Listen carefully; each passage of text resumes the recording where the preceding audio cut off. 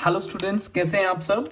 आज एक नया टॉपिक लेके आया हूं मैं, जिसका नाम है न्यूक्लियोफिलिक सब्स्टिट्यूशन रिएक्शन। जैसे कि हमने इलेक्ट्रोफिलिक सब्स्टिट्यूशन रिएक्शंस पहले ख़त्म कर दी हैं। होप सो आपको पसंद आई हो, और प्लीज़ लाइक और सब्सक्राइब करें, जिससे मेरा और कॉन्फिडेंस बढ़े, ताकि मैं और ज़्यादा वीडियोस बना सकूं। और होप सो आपको ये सब पसंद आएगा। तो चलिए न्यूक्लियोफिलिक सब्स्टिट्यूशन रिएक्शन पढ़ते हैं। अब मेरे को बताइए, अब न्यूक्लियोफिलिक सब्स्टिट्यूशन रिएक्शन इसका नाम क्यों रखा गया होगा। न्यूक्लियोफाइल सब्स्टिट्यूट होगा, मतलब न्यूक्लियोफाइल का सब्स्टिट्यूशन होगा। सो ये डेफिनेशन क्या बोल रही है, nucleophilic substitution reaction, nuclear substitution is a substitution reaction in which a nucleophile attacks the positive or partially positive charge of an atom referred as an electrophile। समझ गए कि न्यूक्लियोफाइल जो है, जो इलेक्ट्रॉन रिच स्पीशीज है, वो electron deficient पे क्या करेगी, अटैक करेगी। उस होल प्रोसेस को, उस होल रिएक्शन को क्या हम बोलेंगे, न्यूक्लियोफिलिक सब्स्टिट्यूशन रिएक्शन। समझ गए बच्चों, समझ गए ना। अब nucleophilic substitution reactions are of two types, समझ गए। न्यूक्लियोफिलिक एलिफेटिक सब्स्टिट्यूशन, समझ गए, और सेकंड है न्यूक्लियोफिलिक एरोमेटिक सब्स्टिट्यूशन। ठीक है। सबसे पहले हम न्यूक्लियोफिलिक एलिफेटिक सब्स्टिट्यूशन पढ़ेंगे। ठीक है बच्चों। दो टाइप्स में बनता है, SN1 SN2, मतलब यूनिमोलिकुलर न्यूक्लियोफिलिक सब्स्टिट्यूशन रिएक्शन और बाइमोलिकुलर न्यूक्लियोफिलिक सब्स्टिट्यूशन रिएक्शन। समझ गए। चलिए अब हम SN1 रिएक्शन पढ़ते हैं कि SN1 रिएक्शन क्या होती है। समझ गए। चलिए बच्चों, SN1 रिएक्शन है unimolecular nucleophilic substitution nucleophilic substitution. समझ गए।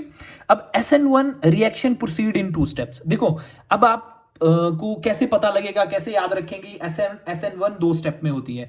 देखो, SN1 में 1 आ रहा है ना, तो आप हमेशा याद रखना कि एक स्टेप में नहीं होगी, क्योंकि 1 आ चुका है, तो ये 2 स्टेप में होगी हमेशा। ठीक है।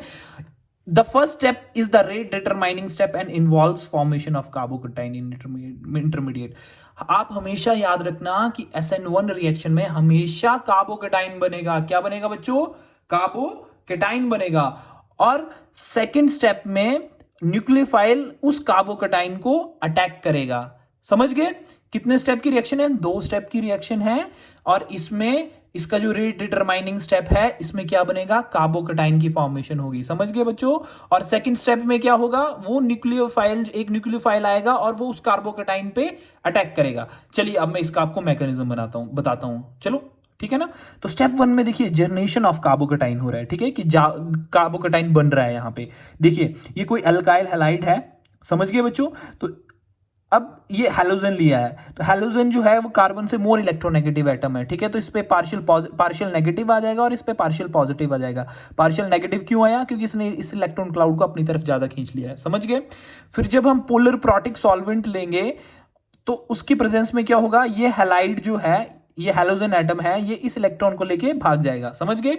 इस इलेक्ट्रॉन को लेके भाग जाएगा और ये क्या बन जाएगा, यहां पे कार्बोकेटाइन की फॉर्मेशन होगी। समझ गए। क्या फॉर्मेशन हो जाएगी, कार्बोकेटाइन की फॉर्मेशन होगी। और इस होल स्टेप को क्या बोलेंगे हम, रेट डिटरमाइनिंग स्टेप। ये स्लो स्टेप है सबसे ज्यादा। ठीक है।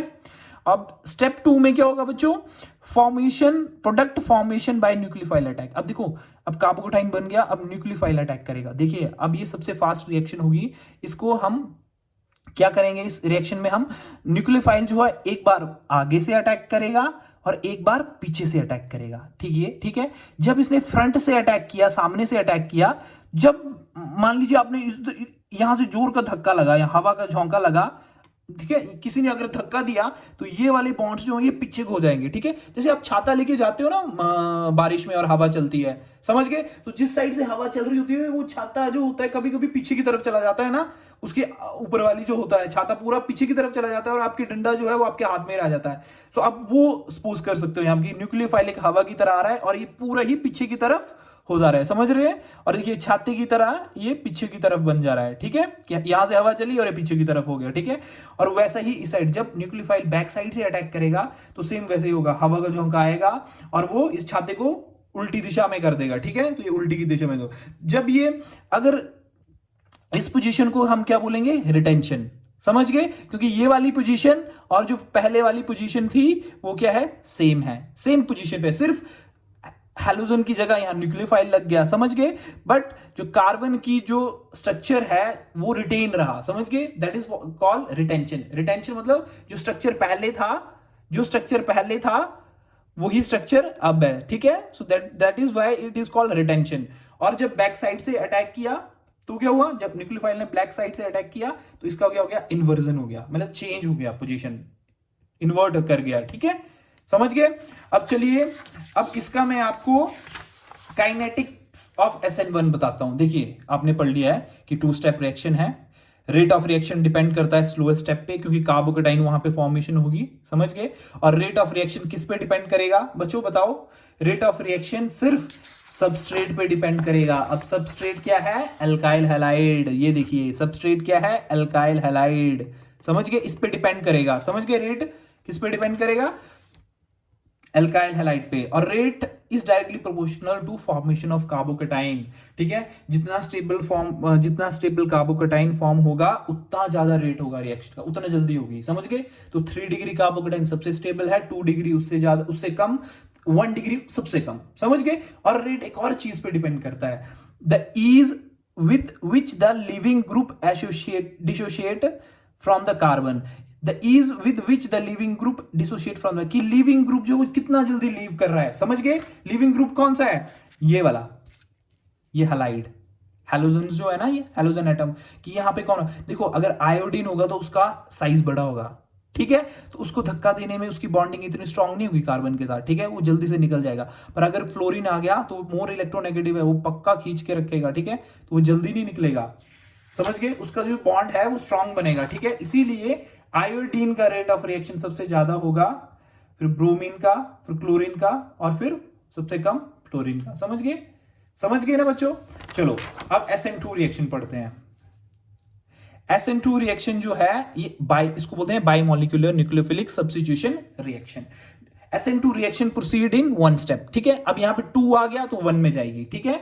Involving formation of transition state, समझ गए। इसमें भी अल्काइल हैलाइड होगा और न्यूक्लियोफाइल। अब देखिए न्यूक्लियोफाइल यहां पे सामने से अटैक नहीं कर पाएगा, ठीक है, क्योंकि ये भी नेगेटिव चार्ज है, ये भी नेगेटिव, इसमें भी पार्शियल नेगेटिव चार्ज आएगा, आ जाएगा, और इसमें पार्शियल पॉजिटिव, क्योंकि ये इलेक्ट्रॉन को अपनी तरफ खींचेगा ना, ठीक है। तो ये इधर यहां से अटैक नहीं करेगा, ये न्यूक्लियोफाइल जाएगा और बैक साइड से अटैक करेगा, समझ गए। और in the presence of polar aprotic solvent, क्योंकि इधर पोलर, यहां पे किसी भी सॉल्वेंट की जरूरत नहीं है एक तरह की, जो हमें H पॉजिटिव आइंस दें, समझ गए। और उसके बाद क्या बन जाएगी, ट्रांजिशन स्टेट, जिसमें हमने बताया है कि बॉन्ड कैसे फॉर्म होगा और बॉन्ड कैसे डिसोशिएट होगा, कैसे टूटेगा। देखो न्यूक्लियोफाइल जो है इधर बॉन्ड बना रहा है और कैसे हैलोजन का बॉन्ड टूट रहा है, समझ गए। और इसको क्या बोलते हैं, ट्रांजिशन स्टेट, समझ गए। फिर क्या होगा, ये बॉन्ड टूट गया और न्यूक्लियोफाइल ने इन्वर्जन कंपाउंड बना दिया। तो इसकी काइनेटिक्स ऑफ द SN2 जो है वो क्या करेगा, रेट जो है किस पे, सबस्ट्रेट और न्यूक्लियोफाइल पे डिपेंड करेगी। तो इसका ऑर्डर क्या आएगा, 2, सिंगल स्टेप मैकेनिज्म रहेगा। और रेट जब इसका जो डायरेक्टली इनवर्सली प्रोपोर्शनल होगा स्टीरिक हिंड्रेंस पे, समझ गए। सो इसमें होगा 1 डिग्री सबसे स्टेबल होगा, 2 डिग्री सबसे स्टेबल, उससे ज्यादा होगा, और 3 सबसे कम होगा। क्यों, क्योंकि 1 डिग्री पे क्या होगा, कम स्टेरिक हिंड्रेंस होगी, समझ गए, सिर्फ एक ग्रुप लगा होगा, समझ गए, 1 डिग्री पे, ठीक है, एक कार्बन लगा होगा। 1 डिग्री मतलब जैसे ये कार्बन है, H लगा है, ठीक है, इधर हाइड्रोजन लगा है, हैलोजन सिर्फ एक कार्बन के साथ अटैच है। अब 2 डिग्री बताऊंगा तो यहाँ पे H लग जाएगा, यहाँ पे हैलोजन लग जाएगा, यहाँ पे भी एक हाइड्रोजन लग जाएगा और एक कार्बन, ठीक है। और टर्शरी जो आएगा तो ये 3 कार्बन के साथ, ये वाला जिसके साथ हैलोजन लगी है वो वाला कार्बन 3 कार्बन के साथ जुड़ा होगा। सो न्यूक्लियोफाइल का अटैक करना यहाँ से बहुत मुश्किल होगा, क्योंकि बहुत स्टेरिकली हिंडर्ड है, समझ गए, बहुत घना है, यहाँ से इसको जगह नहीं मिलेगी अटैक करने की। और यहाँ पे देखेंगे इधर छोटे छोटे एटम बैठे होंगे, सो न्यूक्लियोफाइल आएगा और जल्दी से यहाँ पे अटैक कर देगा। इसीलिए बोला है कि 1 डिग्री सबसे स्टेबल होगा, और फिर 2, फिर 3, समझ गए, क्योंकि लेस स्टीरिक हिंड्रेंस है यहाँ पे, समझ गए। न्यूक्लियोफाइल आराम से यहाँ पे 1 डिग्री पे अटैक कर पाएगा, पर 3 डिग्री पे मुश्किल होगा, क्योंकि CH3 कार्बन के कंपाउंड लगे होंगे, तो वो थोड़े साइज में बड़े होंगे और मुश्किल होगा अटैक करना वहां पे।